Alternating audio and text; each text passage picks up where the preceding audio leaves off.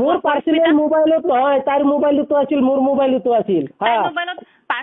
Game খেলি পেলাই কি কৰিছে, মোৰ দৰে যদি পুৰুষ পাব লাগে নহয়, তুমি মোৰ তাত তিৰি হৈ আহিবা। মই এখনি ক'লো তোমাক। মোৰ কতি চেলকিবি দেখা পালি। আপোনাৰ ওপৰত মই বুলি নহয়, ফেচবুকত লাখ লাখ মানুহে কৈ আছে আপোনাৰ ওপৰত থু নেপেলা। পৰিস্মিতাই কি চাই গ'ল মই তাকে ভাবি আছো। ইমান অকমানিকা ছোৱালী, আপুনি ক্লাছ 5-6 পৰা বোলে তাক চিনি পায়। লাখ লাখ মানুহ ভাইৰেল কৰিছে, গোটেই সোপা জহৰা। হয় নেকি? আপুনি অকলে ভাল। মই ভালতো, মইতো ভাইৰেল কৰিব জানো, মইতো সমাজক দেখাব যাওঁ নাই। হয় নেকি? ফেচবুকৰ গোটেই মানুহ যদি আপোনাৰ ঘৰত যায়, আপুনি হেৰি লাগিব পাৰিব? কিয় নোৱাৰিম? মইতো ভাইৰেল কৰিব যোৱা নাই নহয়।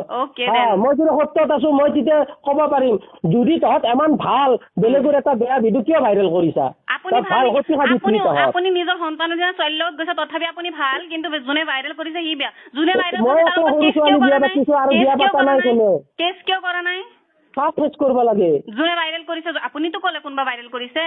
মই কাক জানো কোনে ভাইৰেল কৰিছে, কৰি থাক।